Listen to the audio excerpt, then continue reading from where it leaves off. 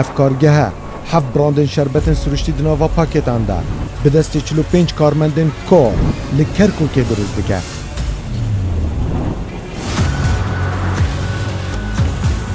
Şeş ji baştirîn hêlin beremanîna şerbeta di nava pakêtan de di nava vê kargeha Kurdî de rojane 3 milyon û 500,000 daneyên vê şerbetê berhem tînin. Şeş qebare 21 tamên cude hev brand du ji baştirîn brandên cîhanî ji bo dirûstbûna hêlên şerbetan di nava pakêtan de di xeleka îcar ya Made in Kurdistan de bibînin.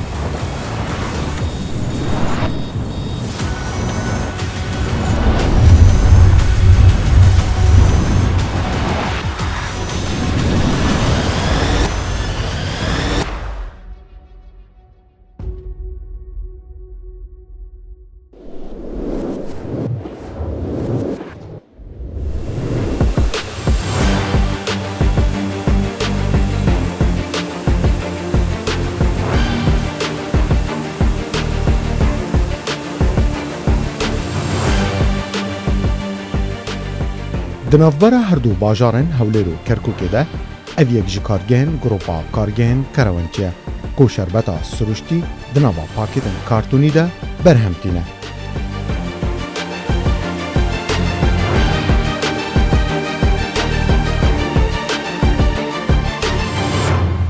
دو میلیون و 884,000 پاکێت ji şerbeta sürüştî di nava vê kargehê de tê dirûstkirin. Anko mihane ev kargehameya Kurdistanê dikare 86 milyon pakêtên şerbeta ewhane bi rêya baştirîn amîr di cîhanê de di buwarê dirûstkirina şerbeta sürüştî di nava pakêtan de kar tînin berhem tînin. Bînerên me yên Made in Kurdistan. Gelme bin vê bernameyê de em ê nîşanî we bidin ku ew şerbeta sürüştiya di nava pakêtan de ku zarokên me vedxwe çawa dirûst dibe.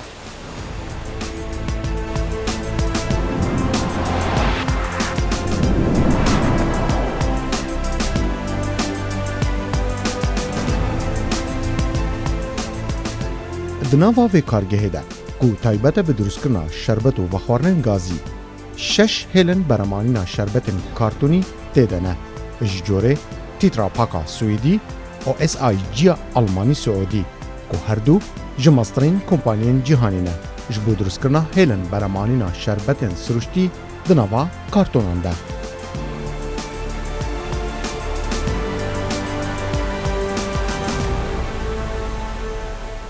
ئێمە وەکو گروپی کۆمپانیەکانی کاروانچی دوایەوەی کە دەستمان کرد بە بەرهەمێنانی چەندەها جۆری شەربەت لە ساڵی 2014 بیرمان لە دروستکردنی جۆرێکی نوێی شەربەت کردەوە کە ئەویش بریتیە لە شەربەتی کارتۆنی بە چەند قەبارێک و بە چەند براندێکی جیاواز بۆیە لە ساڵی 2014 دەستمان کرد بە دامەزراندنی سێ هێڵ کە وەک لە پشتمەوە دیارە هێڵەکان لە دروستکردنی کۆمپانیای SIG کۆمپانیای SIG کۆمپانیایکی ئەڵمانیە کە یەکێکە لە کۆمپانیا بەرەوپێشوەکانی هەموو جیهان بۆ دروستکردنی ئەم جۆرە شەربەتانە دوای دەستکردن بە بەرهەمێنان و دوای فڕۆشتنی لە بازار دەستمان کرد کە خواستێکی زۆری لەسەرە بۆیە ئێمەش لەسەر داوای خواستی بازار لە ساڵی 2015 بۆ 2016 دەستمان کرد بە دامەزرانی دوو هێڵی نوێ کە وەکو ئەو هێڵانەیە هێڵەکانی دروستکراوی کۆمپانیای تێترا پاکە کە ئەویش شانبەشانی کۆمپانیای SIG کە لێشێکن لە کۆمپانیا ناسرا و ناودارەکانی جیهان بۆیە ئێمە لە 2014 هاتاوەکو ساڵی 2021 بەردەوامی لە دروستکردنی ئەم جۆرە شەربەتانە و ئامانجی ئێمە لەم بەرهەمێنانی ئەم جۆرە شەربەتانە ئەوەیە کە مناڵانی کوردستان و مناڵانی عێراق ینی بەگشتی دەبیریان نەکەین کە هەوڵ دەین بەرهەمێکی پاقژ و بەرهەمێکی فول کوالیتی بگاتە دەستیان کە بەرهەمی ناوخۆیە و هەروەها ئێمە لە ساڵی 2021 هێڵێکی نوێی بەرهەمێنانمانێنا کە هێڵی SIG-ە بەڵام بە قەبارەی لەمانە زۆر گەورەتر ئەویش 500 میلیلتری و 750 میلیلتری و 1 لیتریە و هەروەها ئەم جۆرە بەرهەمانی کە لە پشمەوە دیارە ئەمە بە چەند ناوێکی جیاوازە کە تازجە ڕێچە ڕاوغە یعنی هەتا دوای زۆرن بە قەباری جیاوازن بۆ ئەوەی خواستی هەموو چینەکانی ناو خێزان بگرێتەوە.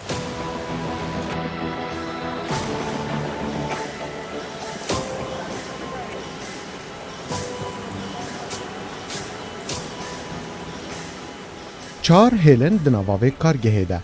bi sîstemên kartonên danedane kar dike. Duyên dijî bi sîstemê kartonên rol kar dike. Her yekê ji vane dikare di yek dem jimêr de 24,000 daneyên şerbetên bi qebereyên cude berhem dîne.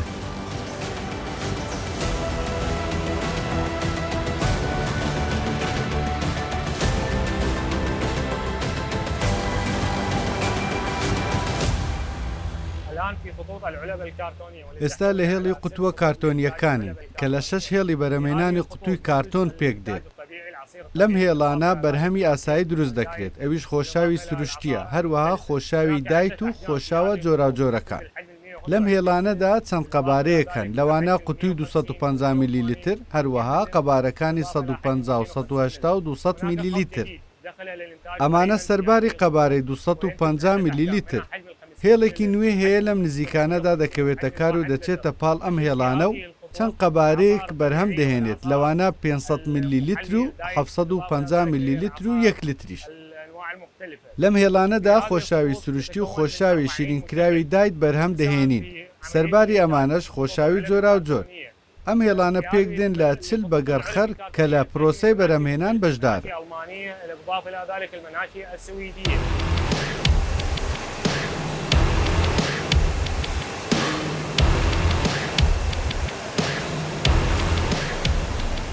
ev karge hinek brandên cîhanî mîna, rawx, frûtî, rîtaç û rîç berhem tîne. Heya niha zêdetirî 7 brand bi 21 taman şerbetên di nava kartonan de durust dike.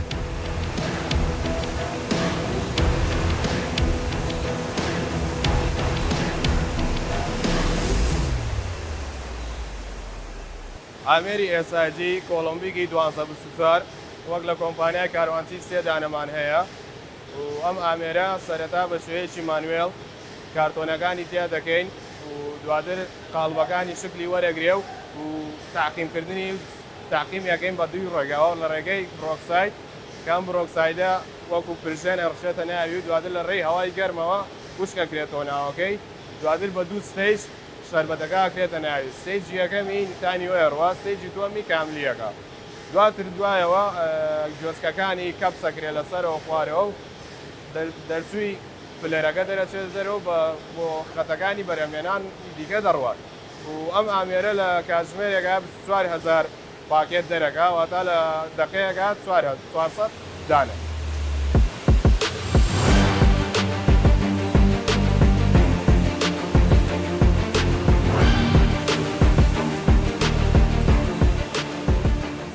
Çar hêlin durustkirina şerbetên di nava kartonan de yekem car 6 rêzên kartonên vekirî ku kargehên wan li welatê Siûdiyê bi standardên vexwarnan hatîne prentkirin û durustkirin. Hemûyan didanin di nava hêla beremanînê de. Ev herdû hêlin din jî rolên şerbetên 17,000 kartonî dixin nava Amîrê Felingê de an ku beşê durustkirina şerbetan di vê kargehê de.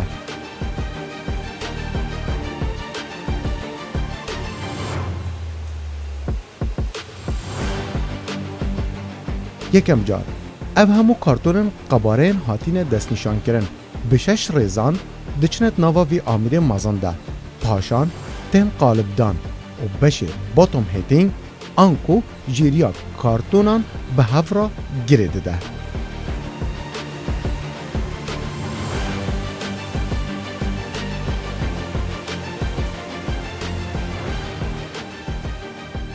Beşê şûştinê ku hemû paketên şerbetan bi helma hîroksîn û hîdrojenê dişûn. Paşan di du beşan de her 6 dane an ku her 6 paketên şerbetan bi hevra tên firkirin. Yekem car ev fîlerê henê 5 ji sedê ji şerbetê diket nava kartonan de û 6 serên diniyê vê fîlerî şerbeta may tê dike. Dûv de hemû pêk ve diçin beşek din û deriyê serê kartonan yên şerbeta tên girtin û layên wan jî tên şikandin û bi pakêtê ve tên girêdan. Paşan diçin li ser vê rewrewa elektrîkî ku robotek dibe li ser hêla berem anînê û dûv de mêjuwa durustbûn û biserçûnê li ser tê yazkirin.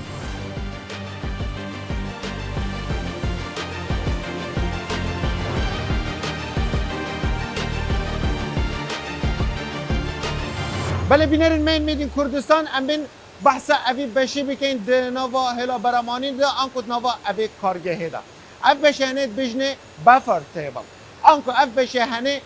وکا استیشن کا ترینه لسر هلا برامانی نا شربت پاکت دا آنکو کارتون دا کار دیگه چوانیا کار کرناوی چوایا 14 ریزانه هر ریزه که شوان 100 پاکت شربت حل دیگره دو روبوت یک السریوی و یک الجیریاوی سرپرشتیا رضا دیکن دنابا اوی ستیشن هنه دا همچنین بجن ستیشن مینا ترینا دی جهانه دا چه دیگه هر روبوتک 100 پاکت شربت دجمیره و دانت رزه دا الالیه دن هر او روبوتا 100 هجمارتی دکیشه و دبت هلا برامانی دا مرم اجوی ستیشنی چیه لسر هلا برامانینه اف ستیشن هنه بویه که هاتیه دانان کو اگر هاتو الالیه که دن الجیریا هله شتک روی بده یانکو کیشه روی بده فیلینگ انکو بشه پرکرنا شربت ناوا پاکیتان دا رانا وستل بره کن ببن و هیدی روبوت و بکشه و بخه اتناوا هلا برامانین دا و بچه آلیه گده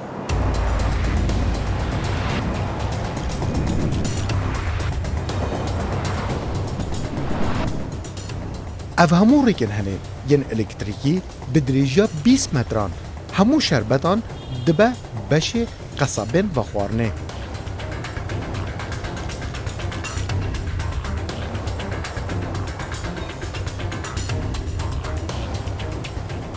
و پاشان دشن بشه پاکت کرنه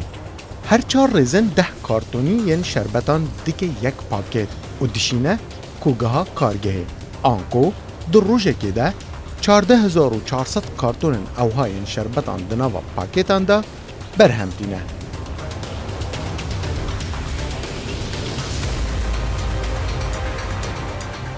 اف دبه یکمین هلا شربتن سروشتی دناوا کارتونان دا بقبارین 500 مل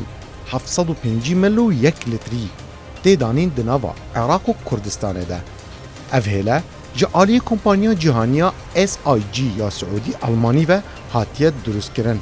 به باشترین تکنولوژی روبوتیک و سیستم نوین برمانینا شربت سروشتی دناوا پاکتن مزن ده تیب کار آنین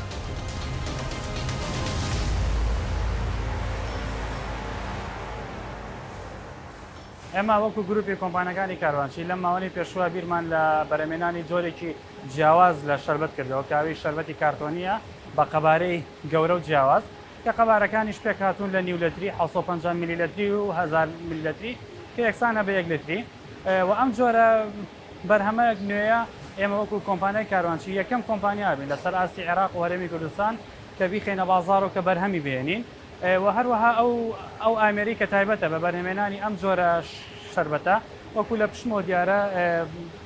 ئامێرەکان لە دروستکراوی کۆمپانیای SIG-ە کە کۆمپانیایەکە یەکێکە لە باشترین کۆمپانیەکانی جیهان بۆ بەرهەمێنانی ئامێری تایبەت بە دروستکردنی شەربەت و هەروەها ئەم ئامێرە پێکاتوە لە چەند بەشێک کە بەشی پڕکردن لە بەشی پڕکردنە ئەو کارتۆنانەی کە بە قەبارەی جیاواز ئەچێتە ناوێەوە ئەچێتە ناو بەشە لەو بەشەیە پڕەکرێ لەو جۆرە شەربەتی کە بەرهەمێنرێت لەوەوە بە چەند ڕێرەوێکی ئۆتۆماتیکی و ئەلکتریک ئەچێتە ناو بەشی دوایە و بەشی دوایە و بریتە لە قەباغگرتن لە کاتی ئەم پرۆسەیە ئەمە ئەم شەربەتە بە پرۆسەی پاقشکردن و پاکردنەوەیە تێپەڕێ لە دوای بەشی بە قەباغکردن ئەچێتە ناو بەشی پاکیجینگەوە کە جوان هەمووی بە کارتۆنێکی تایبەت بە لۆگۆ بە ناوی براند و بە هەموو شتێک هەمووی تەواوەکرێت و ئەخرێتەوە ئەو کاتێک کە ئامادە دەبێت بخرێتە بازارەوە بۆ بەکاربەر ئامادە بێت ئێمە ئێستا لەم کاتەیە یەک براندێکمانەیە کە براندی تایبەتی بە خۆمانە بە ناوی تازج بە چەند تامێکی جیاواز لە ئێستادا وەکو تێست ئەیبینن جار هێشتا ئامادە نەبووە لەوانەیە لە چەند مانگێکی ئایندەیە ئەویش ئامادە بێت وەکو پرۆسی یەکەمی بەرەمێنان بە شەربەتی تازج ئێمە دەست پێکەین ئیشەڵا لە دوایەوە چەند براندێکی جیهانی هەیە کە خۆمان هەمانە بە قەبارەی جیاوازی کارتۆنی ئەیخێنە ناو بازارەوە و وەکو ئەوەی کە ئەو بەرهەمە شەربەتیانەی کە بە چەند جۆرێکی جیاوازە بوو بە کارتۆنە بێ بۆ ئەوەی بەکارهێنانی خێزانی بێت.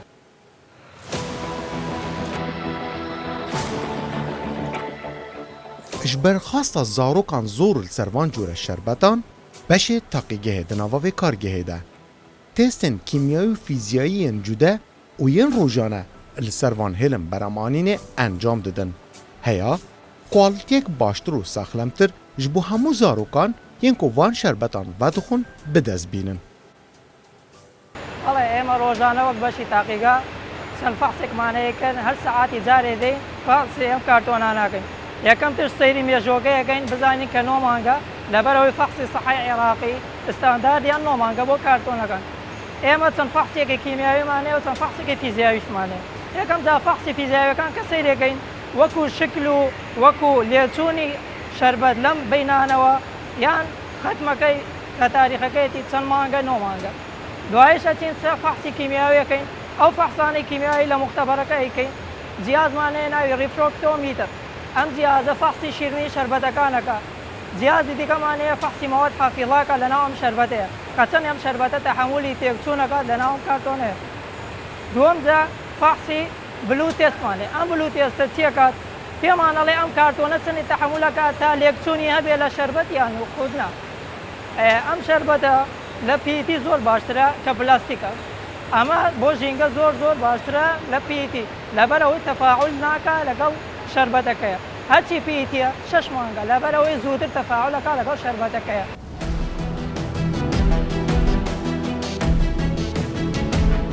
Niha li Kurdistanê baştirîn hev brandên şerbetên di nava pakêtan de di nava marketên bajarên me de tên dîtin ku bi baştirîn kualitiya şerbetan di nava kargeha Kurdî de hatîne durustkirin. Kargeha me jî baştirîn materyal an ku maddeyên xam digel baştirîn hêlin beremanî di nava kargehê de berdestî gencên meyên xwedîşiyan kirine heya van cure şerbetên baş durust bikin.